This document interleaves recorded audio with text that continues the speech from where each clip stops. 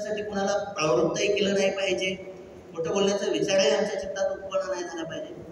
ज्यावेळेस आम्ही सुद्धामध्ये हे शुद्ध शील धारण करतो, उपासकांनो, शीलाचा सुगंध आहे ना. ज्याप्रमाणे आनंदाने भगवंताला प्रश्न केला की मी बागेमध्ये असताना अनेक फुलं बघितले आणि मी बघितलं की त्या फुलांचा सुगंध वायूसोबतच जात आहे आणि तथागता असा कुठला सुगंध आहे की तो वायूच्या विरुद्ध दिशेने जाईल. शीलाचा सुगंध. कशाचा सुगंध आहे? शीलाचा सुगंध आहे. म्हणून आम्ही आमचं जीवन हे शील आणि सदाचाराच्या कुंपणामध्ये उभं केल्यानंतर त्या जीवनाला सुरक्षित बनवण्यासाठी आम्ही लोकांनी सतत काम केलं पाहिजे, सतत अभ्यास केला पाहिजे आणि सतीचा अभ्यास केला पाहिजे, ध्यान केली पाहिजे, विपश्यना केली पाहिजे. ही अत्यंत महत्वाची गोष्ट आहे. पाचवं शील आहे सुरामेरय म्हणजे प्रमादटाना वेळ म्हणे सिक्कापदन समाधी. आज आम्ही लोक बघतो खूप जास्त प्रमाणामध्ये विहारामध्ये येतात, धम्मचर्चा होते, धम्मश्रवण केला जातो, ग्रहण केला जातो. परंतु विहारात येतात, धम्मचर्चा पण होते, ग्रहण केला पण जातो आणि ज्यावेळेस मद्यपानाची गोष्ट येते तर त्यावेळेस ती लोक कुठल्याही प्रकारचा विचार न करता आपण शील घेतला आहे, शीलाचं अधिष्ठान घेतलं आहे, या कुठल्याच गोष्टीचा विचार न करता ती लोक क्षणात आपलं शील तोडून टाकतात. मग काही लोक गुटखेच खातात, काही लोक तंबाखूच खातात, काही लोक दारूच पितात, अशा भिन्न भिन्न प्रकारच्या मद्यपानाचं सेवन करतात. परंतु उपासकांनो, तुम्ही लोक ज्यावेळेस दुःशील जीवन जगता तर त्या क्षणी तुम्ही लोक त्या दुःशीलतेचे गुलाम बनता. आणि जर तुम्हाला या गुलामीतनं बाहेर पडायचं असेल, त्याच्यातून तुम्हाला एक्झिट घ्यायची असेल तर तुम्हाला शील आणि सदाचाराचं जीवन जगावं लागेल की जिथे गुलामी नाहीये, जिथे बिलकुल गुलामी नाहीये. बघा, व्यसनाचं तुम्ही गुलाम झाला की तुम्हाला ते व्यसन खेचून घेऊन जातं, ते व्यसन तुम्हाला खेचून घेऊन जातं.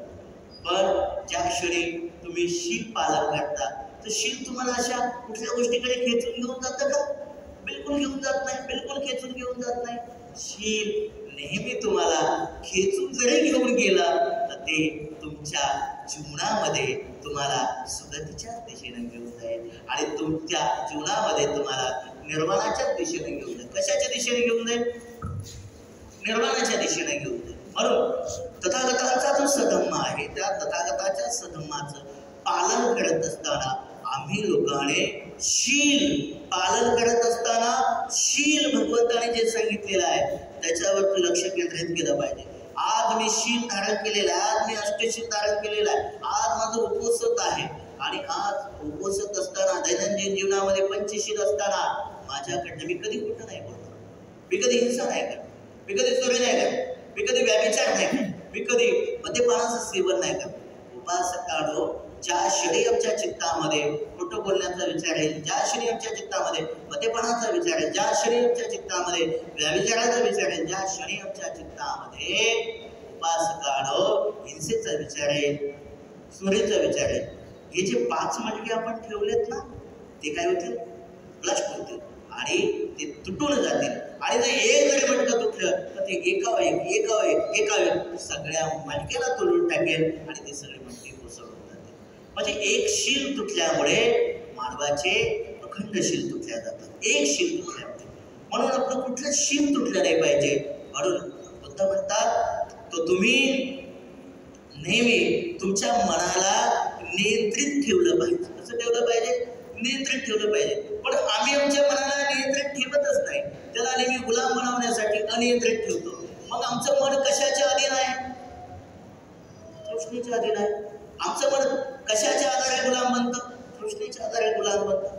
आमचं मन अविद्येच्या आधारे गुलाम बनतं. आणि मग आमचं मन ज्यावेळेस गुलाम बनतं तर ते गुलामीचे जाळे कोणकोणते आहेत? सांगा. अनियंत्रित मन हे नेहमी गुलाम असतं. तर ते गुलामीचे जाळे कोणकोणते आहेत? रागाचं बंधन, द्वेषाचं बंधन, घृणेचं बंधन, मत्सराचं बंधन, वासनेचं बंधन, हे सगळे बंधन आम्हाला गुलाम बनवत असतात. काय करत असतात? गुलाम बनवत असतात. आणि ही गुलामी कधी येते? ज्यावेळेस आमचं मन अनियंत्रित असतं. पण हे नियंत्रित असलेलं मन या गुलामीला आतमध्ये येऊ देईल का? आपल्या जीवनामध्ये येऊ देईल का? बिलकुल येऊ देणार नाही. म्हणून उपासकाला नियंत्रण खूप महत्वाचं आहे जीवनामध्ये. प्रत्येक क्षणी आम्ही लोकांनी नियंत्रित ठेवलं पाहिजे स्वतःला, मनाला, स्वतःच्या मनाला. त्यासाठी सतीचा अभ्यास आहे. भगवंताने सतीपठाण भावना, महासतीपठाण याच्या ध्यानाच्या ज्या पद्धती सांगितलेल्या आहेत, नेहमी आम्ही आनापान सती केली पाहिजे, विपश्यना केली पाहिजे आणि त्या माध्यमातून आमच्या जीवनामध्ये उत्पन्न होणाऱ्या अगणित दुःखाला नष्ट करून निर्वाणगामी अवस्थेकडे जाण्यासाठी आम्ही लोकांनी सातत्याने काम केलं पाहिजे, कार्य केलं पाहिजे. ही अत्यंत